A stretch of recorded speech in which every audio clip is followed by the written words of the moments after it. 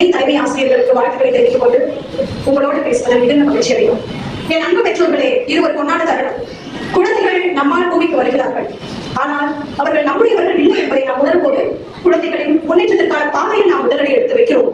ஒவ்வொரு குழந்தையும் ஒவ்வொரு தனித்திறமோடு இருக்கிறார்கள். நாம் வாழ்ந்த காலம் வேறு, வாழ்ந்து கொண்டிருக்கும் காலம் வேறு, இனி வாழ போகும் காலம் வேறு. பெரும்பாலும் பெற்றோர்களுடைய ஒரு கருத்து உண்டு, படிக்கவில்லை எங்கிருந்தாலும் படிக்கும் என்பதுதான். அது மிகவும் ஒப்புக்கொள்ளக்கூடிய ஒரு வாதம் என்பதை நாங்கள் அறிவோம். ஆனால் இன்றைய கல்வி சூழ்நிலை குழந்தைகளை முதலில் எதை படிக்க ஊக்குவிக்கிறது என்பதில் பல்வேறு சந்தேகங்கள் உள்ளன. ஒரு மாணவன் இந்த சமூகத்திற்கு ஒரு குடிமகனாக வரும் பொழுது அவன் சம்பாதிக்கக்கூடிய ஒரு இயந்திரமாக வருகிறானா, அல்லது தனி மனித விழுமியங்களையும் ஒழுக்கத்தையும் கற்றுக்கொண்ட ஒரு சிறந்த மனிதனாக வருகிறானா, அல்லது இந்த உலகம் எதிர்பார்க்கும் ஒரு வியாபார பொருளாக வியாபாரத்திற்கு அடிமையான ஒரு மனிதனாகவே முடிவு செய்யும். முதலில் கல்வி என்பது தனி மனித ஒழுக்கத்தையும் பிற உயிர்களிடம் அன்பையும் படிமையில்லா உணர்வையும் கற்பிக்க வேண்டிய முக்கிய கோட்பாடாக இருந்த நிலை மாறி குழந்தைகளை மதிப்பெண்ணை நோக்கி ஓடும் கடினமான நிலையில் தள்ளி இருக்கிறது. கல்வி என்பது வளர்ச்சி. அந்த வளர்ச்சி குழந்தையுடைய கற்றல் திறனை மட்டுமல்லாமல் அவர்களுடைய ஒழுக்கத்திலும் ஆரோக்கியத்திலும் நடைமுறை வாழ்க்கையிலும் சமூகத்திலும் மாற்றத்தை ஏற்படுத்த வேண்டும். அத்தகைய கல்வியை சிறந்த கல்வி. மொழிநாட்டில் ஆங்கிலம் பேசும் குழந்தையை விட தன் தாய்மொழியை பிழையில்லாமல் எழுத கற்க தெரிந்த குழந்தைதான் சமூகத்தில் நடைபெறும் மாற்றங்களுக்கு ஏற்ப தன்னை மாற்றிக்கொண்டு இந்த சமூகத்தையும் மாற்றியமைக்கும் வல்லமையை பெறுகிறது. ஆங்கிலம் என்பது ஒரு மொழி அறிவுதானே தவிர அது வாழ்க்கை இல்லை. அத்தகைய மொழி அறிவை நாம் வளர்த்துக் கொள்வது நம்முடைய பிரகாசமான வாழ்க்கைக்கு வழிவகுக்கும்.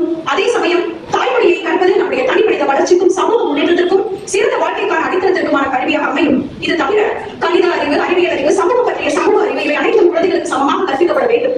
அது மட்டுமின்றி அவர்களது உடல் வலிமை மேம்படுத்தும் விளையாட்டு கற்றல் மிகவும் அவர்களது சீரான வளர்ச்சிக்கும் அவசியமாகிறது. அது அவர்களது உடல்நலத்தில் மட்டுமல்ல, மனநலத்திலும் மிகுந்த தொடர்புடையது. இப்போது நான் உங்களுக்கு கூறப்போவது எல்லாம் எங்கள் பள்ளியில் இவற்றை எல்லாம் சரிசமமாக கொடுக்கிறோம், மிகவும் திறமையாக கொடுக்கிறோம் என்பது அல்ல. உங்கள் தேர்வு சிறந்ததாக இருக்கும் பட்சத்தில் குழந்தைகள் வரும் காலத்தில் சிறந்தவர்களாக இருப்பார்கள் என்பது எவ்வித ஐயமும் இல்லை.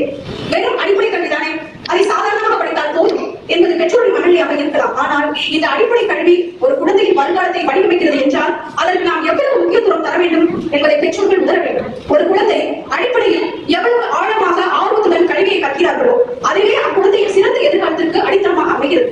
இதை கருத்தில் கொண்டுதான் நம் பள்ளி பலவிதமான முன்னெடுப்புகளை எடுத்து குழந்தைகளின் கல்வியை மட்டுமல்லாமல் அவர்களது அனைத்து திறமைகளையும் வெளிப்படுவதிலும் சமூக பற்றிய விழிப்புணர்வை ஏற்படுத்தும் வகையிலும் இயற்கை சம்பந்தமான விழிப்புணர்வை ஏற்படுத்தும் வகையிலும் மிகவும் துரிதமாக செயல்பட்டு பல முன்னெடுப்புகளை செய்து பல நிகழ்வுகளையும் நடத்தி வருகிறோம்.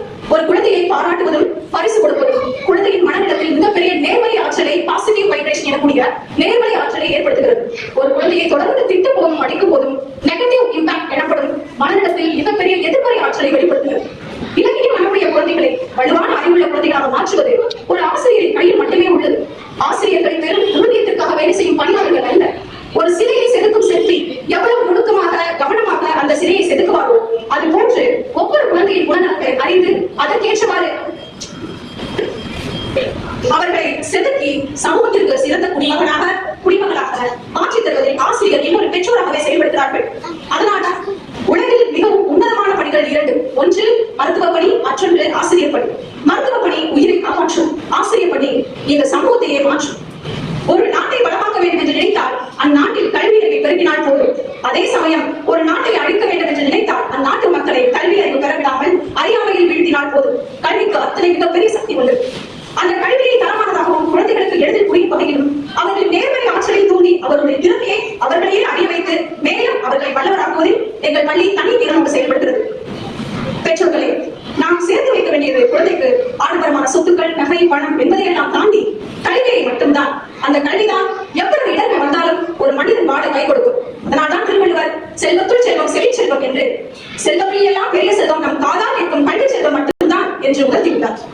எத்தகைய துன்பம் வந்தாலும் அந்த கல்வியின் மூலம் ஜெயித்து நம் வாழ்வை உயர்நிலைக்கு எடுத்துச் செல்லலாம். அதுவும் பெண் குழந்தைகளை பெற்ற பெற்றோர்கள் உங்கள் குழந்தைகளுக்கு நீங்கள் கொடுக்க வேண்டிய முதல் சொத்து கல்வி மட்டுமே. அது மட்டுமே போட்டி நிறைந்த இந்த உலகில், பொறாமை நிறைந்த வன்மம் நிறைந்த இந்த உலகில் அவர்களின் எதிர்காலத்தை சரியாகவும் சிறப்பாகவும் வடிவமைக்க உதவும். பெற்றோராகிய உங்கள் ஆதரவு நம் பள்ளியை அடுத்த நிலைக்கு எடுத்துச் செல்ல உதவும். இவ்வருடம் நீங்கள் அளித்த ஆதரவு நம்மை இந்நிகழ்வை நடத்தும் அளவிற்கு ஒரு சிறந்த நிலைக்கும் உயர்ந்த நிலைக்கும் எடுத்து சென்றுள்ளது. இதை ஆதரிக்கிறோம். வாருங்கள், நாளைய உலகை நமக்கு நம் குழந்தைகளின் கையில் ஒப்படைக்க அவர்களை தயார்படுத்தும் முக்கியமான பணியில் நாம் இருவருமே உள்ளோம். எங்கள் அழைப்பை ஏற்று வந்து விழாவை சிறப்பித்த அனைத்து பெற்றோர்களுக்கும் மனமார்ந்த நன்றியையும் வணக்கத்தையும் தெரிவித்துக் கொள்கிறோம்.